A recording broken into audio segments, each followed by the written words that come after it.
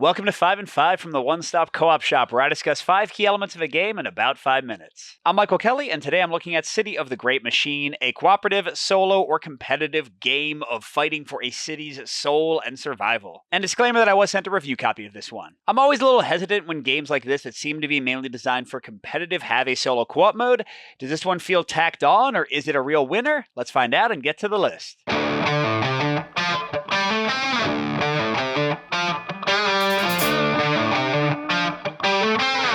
My number 5 point, which is a full pro for my taste, is the management of the citizens in the game. These are the people you're hoping to lead in a revolution, and first of all, their very presence in your district will give you trust, your main resource for performing actions in the game. So that already makes the movement of them around the board interesting, but on top of that, you are spending actions to reveal them, which might show them to be a traitor, this is some bad luck, or somebody who could be on your side and help in the revolution. All of which goes into the management of discontent and progress. A lot of actions you can take will increase discontent, which will slowly get different types of citizens in the city on your side. But gaining this discontent also accelerates how quickly the Great Machine, through progress, advances its master plan. So in your attempts to influence the citizens, the game's going to always get to a tense place where things are accelerating really quickly. Just leads to a satisfying endgame every time. But one quick caveat to this point, there is a fair amount of luck here. Like you saw, sometimes you'll just have a ton of traders in the wrong place, or you'll have a bunch of citizens on your side positioned perfectly, so it can make the game tougher or easier.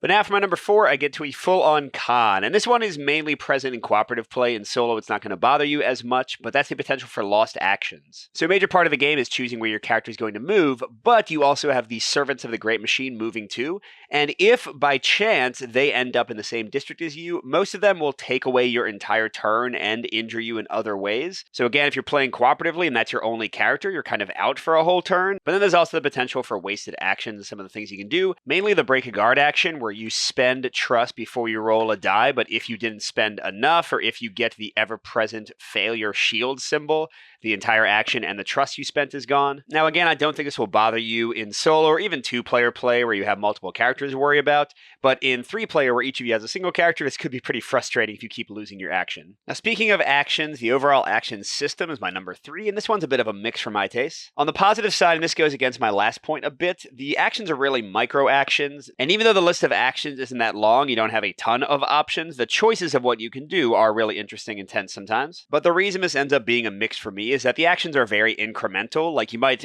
increase discontent just by 1 or maybe 2. You might just gain a single trust. So individual actions don't feel like they have a ton of impact generally. It's really over the course of multiple rounds and many characters going that things kind of take shape and show the impact of what you're doing. But for my number 2 point, I'm back to a full pro for my taste, and that's the movement in the game, this whole movement puzzle. First of all, you have the incredibly tough choice of which location you want to move to each turn, and that can lead to great discussions between the players of like who's going to go where, who's going to cover which spot, when you want to join up, when you want to split up. And this is heavily influenced in a strategic, tactical, predictable way by the position of the servants. You know in a very strong way which districts are most dangerous, which are least dangerous, what the likely probability of them moving to our particular spot is, so it doesn't feel like just a kind of a crapshoot. You know the risks and rewards of the choices you're going to make in your movement. And that's all because of the cleverness of the Great Machine Servant Movement deck, which has a very small number of cards, very easily memorizable, so you can tell at a glance like what they might be doing, where they might be going, but you still have a lot of randomness in how it actually plays out for which servants. So for me at least, it's the perfect balance of randomness, surprise, and chaos with predictability, although again, just a small caveat, this can be very random. Sometimes they go to the exact worst place, sometimes they go to the exact best place, so it can certainly affect your success based on how that all plays out. And all this plays into my number 1 point, which is a big pro for my taste, and that's the mix of long-term and short-term goals and interesting objectives every turn. So City of the Great Machine, by its very nature, is about balancing long and short-term goals because you want to be flipping over these citizens. You want to be getting them together in the same spot without getting them arrested. You want to be building up discontent so they'll riot with you. But those long-term victory conditions clash beautifully with the short-term goals of not getting detained, of getting to locations that'll give you a lot of trust, of of managing these sort of level ups the Great Machine can get in their directive cards. And then you also have maybe my favorite mechanic in the game, which are the turn-to-turn events, which will give you short-term goals like straight up, hey, go here or do this, or they're going to get free guards, and hey, do this or do that, or they're going to advance their master plan and get closer to winning. And in solo co-op, this gets ramped up even further because you have missions to complete that'll give you various ongoing bonuses that can really change up the game, and there's a bunch of these in the game, 4 different sets. Put all together, it creates delicious choices for the players, great conversation at the table, and a really tense strategic game overall.